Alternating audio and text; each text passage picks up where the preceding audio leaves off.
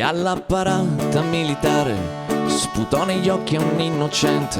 E quando lui chiese perché, lui gli rispose: questo è niente. E adesso è ora che io vada. E l'innocente lo seguì, senza le armi lo seguì. Sulla sua cattiva strada, sui viali dietro la stazione, rubò l'incasso a una regina. E quando lei gli disse come, lui le rispose: forse è meglio è come prima, forse è ora che io vada.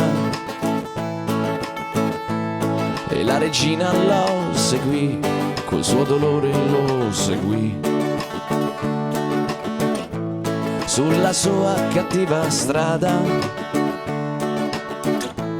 sulla sua cattiva strada. E in una notte senza luna truccò le stelle ad un pilota.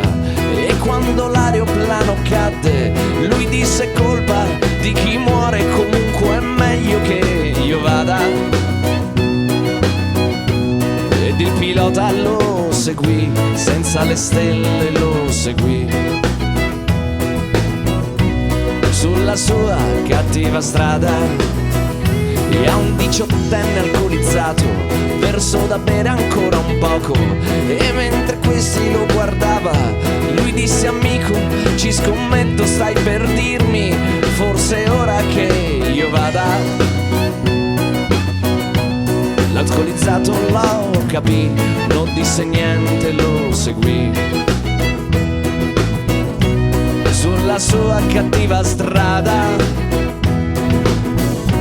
sulla sua cattiva strada. Ad un processo per amore baciò le bocche dei giurati, e ai loro sguardi imbarazzati rispose: adesso è più normale, adesso è meglio, adesso è giusto, giusto, giusto che io vada. Ed i giurati lo seguirono, a bocca aperta lo seguirono. Sulla sua cattiva strada. E quando poi sparì del tutto, a chi diceva è stato un male,